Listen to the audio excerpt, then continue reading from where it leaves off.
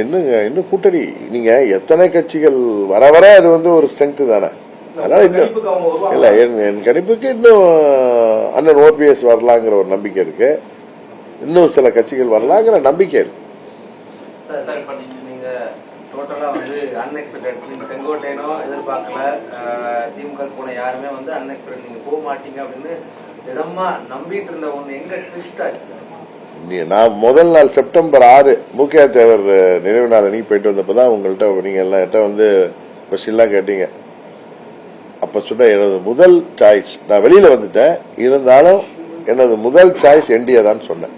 அதை கரெக்டா பாண்டே தான் பிடிச்சிட்டு பேசிட்டே இருப்பார். நீங்க அதெல்லாம் விட்டு கடந்து வந்துட்டீங்க. ஆனா இப்ப சொல்ற எனக்கு பிடித்த கூட்டணி தேசிய ஜனநாயக கூட்டணி.